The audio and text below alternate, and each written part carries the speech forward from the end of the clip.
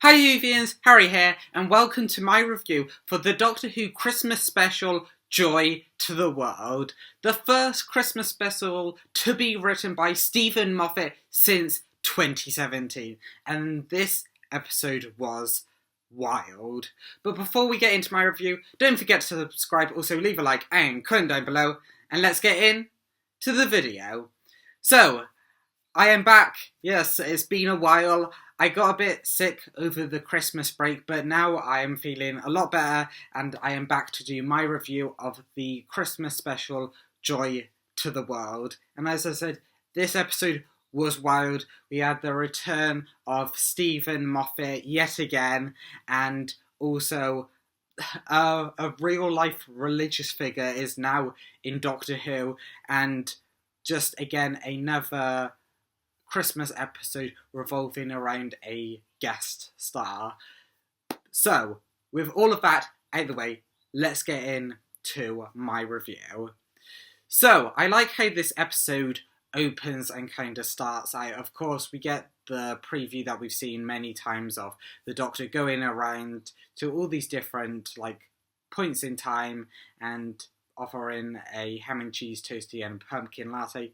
But then going on past that, we get the Doctor arriving in the Time Hotel, the main location of this episode, just to get milk, because he's programmed the TARDIS that when he needs milk, it will lock onto a place that he's near to get milk. And I just like how he has a jukebox, but no fridge to store milk. So that's just funny, and how he's programmed the TARDIS that way. And also, it dives deeper into his psyche, because he's still acting like Ruby's around, because it's pointed out by Joel Fry's character Trev that he's carrying 2 coffees with him, so one for him and one for Ruby, but of course Ruby's no longer around. So it dives into how even though the Doctor has lost many people, seen companions come and go, he still can't process basically, losing a companion, seeing one leave, even though he's seen it time and time again. Although I do like how this Doctor does jump straight back into action. He throws off his dressing gown and puts on his actual Doctor coat after noticing the person carrying the Velengard case, because this Doctor, even though he's still having to come to grips with losing Ruby, he's not in his grunge phase like how the 10th Doctor was in The Waters of Mars, or how the 11th Doctor was in The Snowmen. He still knows that Ruby is about, and he's still the Doctor. However, something is definitely wrong with this Doctor. He is still trying to be all happy and full of life when he's going around the Time Hotel, and I do genuinely believe that he is impressed with how the Time Hotel connects to Christmas everywhere all at once, and how the kitchen prepares the food 30 minutes in advance because they know what's going to happen because of the time doors.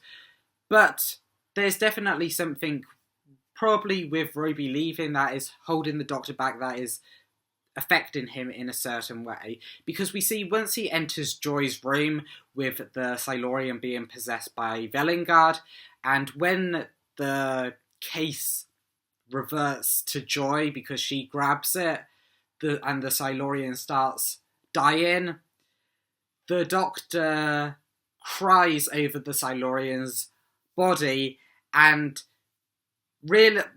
this makes it now 9 out of 11 episodes where this Doctor has cried. 9 out of 11. And 73 yards, he was only in it for less than 5 minutes. So that would have been world record crying pace, even by this Doctor's standards. And it's just, why? It loses impact, because when he cries later, when leaving Anita, the kind of main companion of this episode, that feels deserved then, but it doesn't hit as hard because he already cries at this point over the Silurian. Again, this is the main criticism of this Doctor, that he cries too much. Yet they're not fixing it at all. Like, I didn't even register the first time I watched this that he was crying. I mean, I was kind of drained when watching this because I was just so sick, but it just takes the impact of when it is deserved that for him to cry, out of when it's deserved, because he just cries so much. But moving past that little rant, we now move on to Velingard, who were the main reason why this Silurian was dying. So Velingard are the main villains of this episode. However, they don't seem like a menacing force in this episode like Moffat and the whole Doctor Who team promised. They said that there is a villain from the Doctor's past that is going to be terrifying and big in power, and people were speculating, oh, the Weeping Angels, Daleks, yes, we've seen Velingard, but it's not going to be them. But it is them, and they don't feel like a real menacing force like was promised. I mean, there are a few great moments, like Joel Fry plays his character so well. He plays the terror so well when he knows that he has been overtaken by the case, and also it is heartbreaking when he is dying and he is still trying to help the Doctor because he promised the Doctor that he would do his best to help him, and it is just heartbreaking to see him die while also trying to do what the Doctor wanted him to do. So that is heartbreaking, but that is perhaps the biggest, baddest thing Velingard maybe do. And also, them killing Trev basically sets in their demise, and it is exactly the same action and conclusion as Boom, Stephen Moffat's previous episode, and the last episode that Velingard even featured in. Because in this episode, Trev becomes part of the Velingard AI and helps the Doctor locate the case after he loses it. But this, as I said, is the exact same outcome as Boom, with a Velingard AI person turning on Velingard and helping the Doctor. Trev turns on Velingard, and he is part of the Velingard AI. And also in Boom, the dad turns on Velingard. John turns on Velingard, becomes part of the Velingard AI, but turns against it, and through being Velingard, helps the Doctor stop Velingard. And this is exactly what Trev does in this episode. So it is exactly the same outcome of how Velingard are defeated, and it just feels like Stephen Moffat is literally handing in his previous homework and hoping that no one will notice. And unfortunately, this connects to Anita, and not in a good way. Now, I do like Anita in this episode, and I will get into that just after I explain why I don't think she was supposed to be a normal human. And what do I mean by that? Well, Anita is implied and presented and just, she's a normal human working in a normal hotel. However, she doesn't react at all like a normal human should, because she doesn't even react to the Silurian. She just jumps slightly when she first sees it, and then is like, oh yeah, okay, and starts putting away towels. What? Like, even we know Silurians and what they are. However, if I saw a Silurian in real life, I would be going mad. I would be freaking out. And she barely reacts to it. She just puts away towels. She just does her job. And also, when the Silurian has died and possessed Joy says to Anita, the starseed will bloom and the flesh will rise, Anita just responds to that with, I know. How can you be so laissez-faire, so laid back, when there is literally a possessed person saying random, just utter nonsense and gibberish to you, and just respond with, I know. How can you know? How? She doesn't react like a normal human. Like, even when the Doctor is controlling the mop with his sonic and is just, the mop is mopping itself, she looks at it, maybe looks a bit shocked, a bit quizzical to start with, and then goes, yeah, just another normal Saturday or whatever. No! It is a mop that is literally that is mopping itself. How can you be so laid back? She doesn't react or respond or do anything how a normal human would react. Yet she is presented that way, and it just really takes you out of the episode. But I will say that the bond between Anita and the Doctor is fantastic. Because when the Doctor gets trapped on Earth for a year, yes, he gets trapped on Earth for a year in this episode. This episode is over a year for the Doctor. He forms a close bond with Anita, which is really kind of the main companion of this episode. Joy was presented as the main companion in all the marketing, but the Doctor actually spends more time with Anita, and I think we actually get more time with Anita than we get with non-possessed Joy, which is a real shame. But Anita is amazing and fantastic in this episode. The Doctor knows that he has to make friends. He could go and see Ruby. I don't know why he doesn't see Ruby in this year that he's trapped on Earth. I don't know. But through that, he forms a close bond with Anita. They have like a chair night where they just play games or chat or just hang out. And Anita is always in the Doctor's room, and they seem to know about each other, like their friendships, relationships, their homes. Like, the Doctor talks about Ruby, how neither of them have like a boyfriend or girlfriend. They're like, where the Doctor's home is, like he lives in a TARDIS, and they just have a great banter together. And the Doctor just doing random things for Anita, like the sat-nav, saying, like, fixing Anita's sat-nav, and her saying, it doesn't take me where I want to go. And the Doctor says, no, but it takes you where you need to go, which is a callback to Stephen Moffat's previous work, The Doctor's Wife, but it's just like how similar the Doctor and Anita like actually are together, which is great. And it is actually sad when they part ways, because they had such a great rapport with each other, and Anita was great, and it was amazing because no one saw it coming. And it is actually sad when they have to part ways. But again, it is a bit undercut by the fact that the Doctor cried earlier in this episode. However, I do like the fact that at the end, she is offered a job at the Time Hotel, so maybe we could see her again, maybe later in like season 2, like at the end of this upcoming series, or maybe in season 3 if it gets renewed or whatever, because I would love to see her again, because her and the Doctor just have, well, they spent a year together, so their bond is really deep. And it is great to see a guest actor used in this way.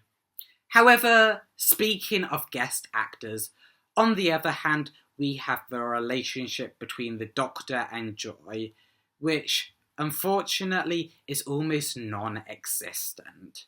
Because, unfortunately, Joy is just underutilised. Nicola Coughlan is just underutilised in Doctor Who in this episode. Doctor Who has a big spell of spoiling their guest stars, of like not using them, and I thought that this would be a change, but she is not utilised really at all, and she was marketed as the main companion for this episode, but they are just, there's not really a relationship between them. Most of them is fighting.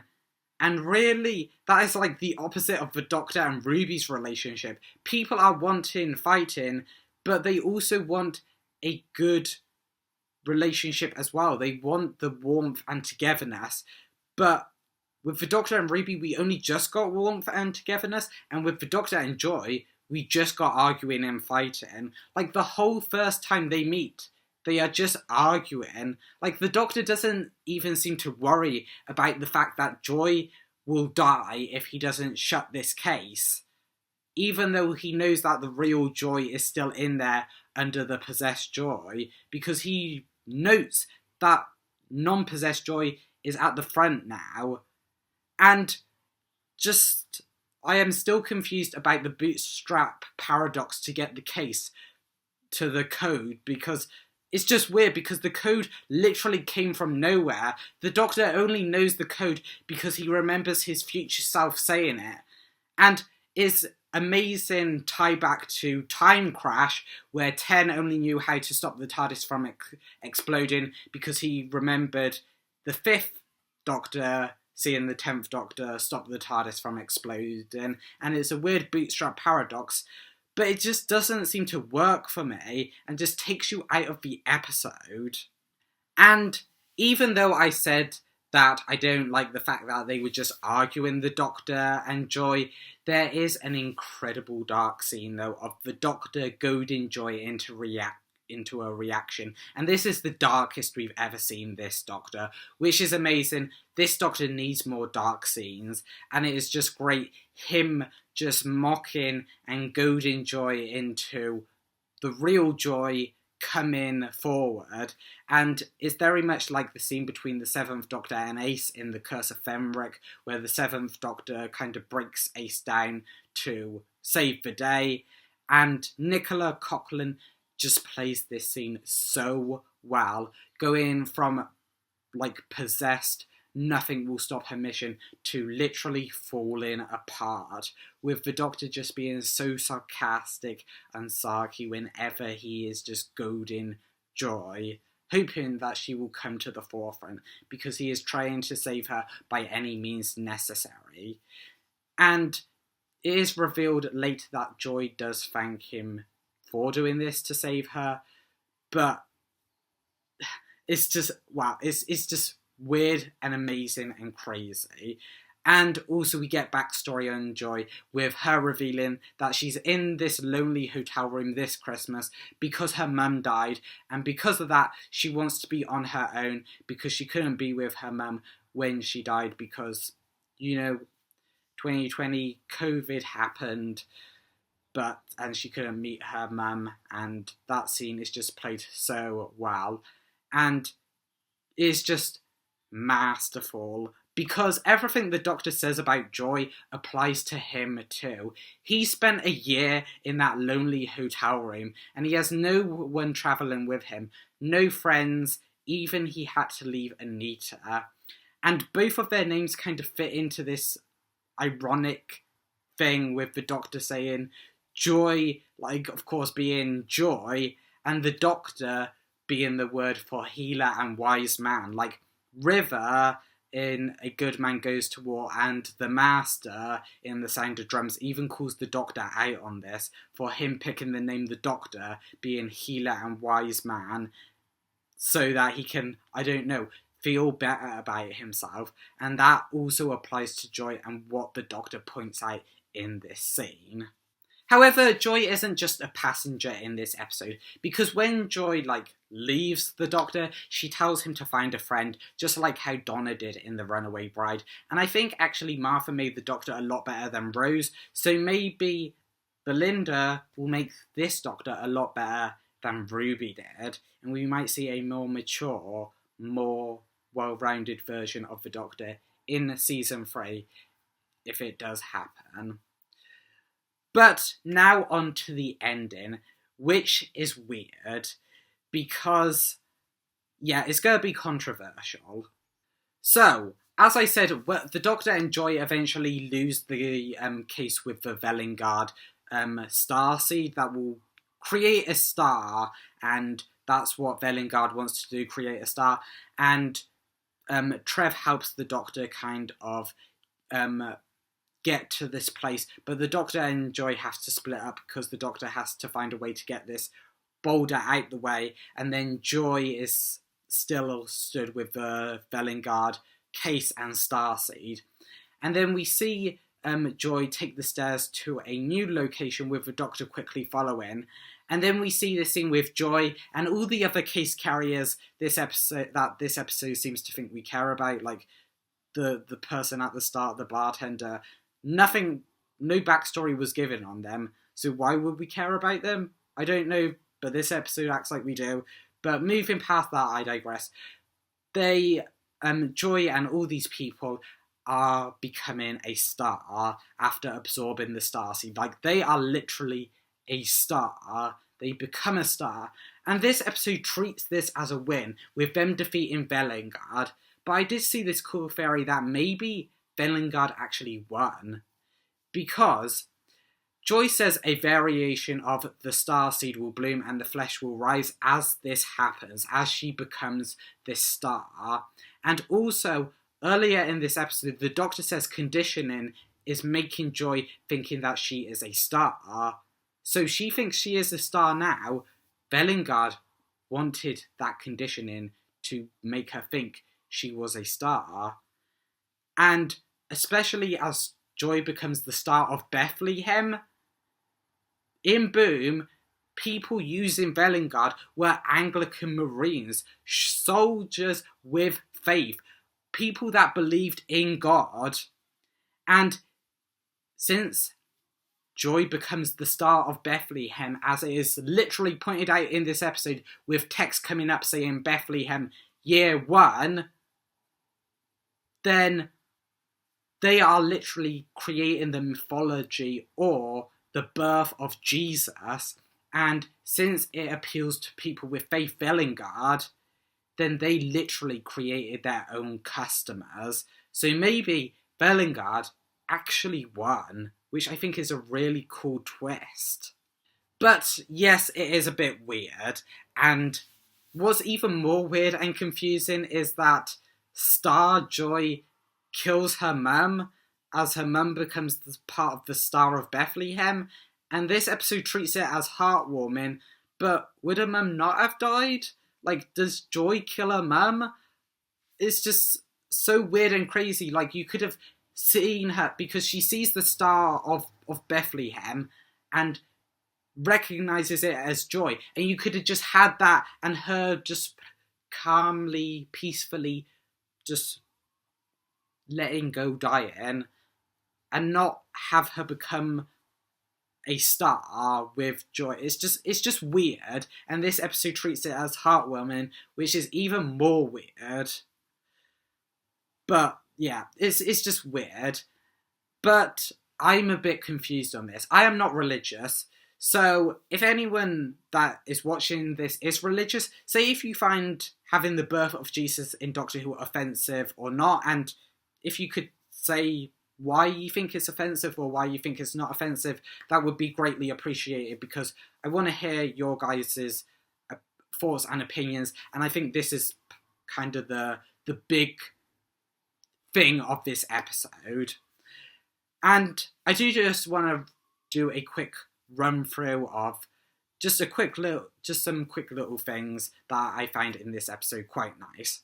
So during the ending, there's this quick cameo of Ruby, which is nice, as we know that she will be returning in the upcoming season 2, and I'm really excited to see what role she is playing. As we saw in this trailer after this episode for season 2, we know that she will be part of UNIT, so can't wait to see Ruby again, can't wait to see what she's been up to, and I think that is amazing. Also, I do like the detail of the design of all the Time Hotel doors being different, and they match the time period they lead to. That is great. The detail of the production team is amazing. They have been doing such good work. The Disney money really coming in handy. I think that is just great. They have done an amazing job. Another part of the production team that did amazing, of course, Murray Gold did amazing with the music. Each bit of music felt like it kind of fit what the episode was going for. Again, some of it is a bit weird, like the heartwarming music when Joy's mum becomes part of the star. That was a bit weird, but I don't know if that lies with Murray Gold's fault or Stephen Moffat or whoever. So again, I do think he does a really great job. And also, some of the jokes in this episode are amazing. Like, the joke at the start of this episode with the Doctor being like, I like to make my mind blank when I'm entering a new scenario. And Trev going, should I do the same? And the Doctor goes, I don't think that will apply to you, Trev. Just so sarcastic from this Doctor. This Doctor is just so sarcastic in this episode, and it is amazing. The plunger scene, like, when Anita hands the Doctor a plunger toilet, and the Doctor being like, is this armed? Because, of course, he's thinking of the Daleks, and actually the 14th Doctor made the plunger part of the Dalek design, as seen in Destination Skaro, so that makes it, like, even funnier. And the honeymoon scene is hilarious, because the Doctor and Anita just intruding on this couple's first night in their honeymoon when they, want to get busy, and, like, the Doctor and Anita just being both completely oblivious and making this couple wait, which is getting on their nerves, is just so funny. Those are a couple of little moments I like. Overall, this episode is a bit weird. I don't know whether it's good or bad. It's definitely a mixed bag. But I do want to say that I am so excited for season 2. But that is just my thoughts. If I had to rate this episode, I think I will probably give it a 6 out of 10. It's definitely one of Stephen Moffat's weaker Doctor Who stories, but it isn't as bad as, like, some others that he's done. It's not a Twice Upon a Time or a Christmas Carol, which is really good, but it's not also a Doctor, the Widow and the Wardrobe, which is bad. It's just definitely a mixed bag. But again, that's just my thoughts. Let me know down in the comments below what you thought of this episode. And also, if you like this video, don't forget to leave a like, also subscribe, and share it out. And I will see you in the next one.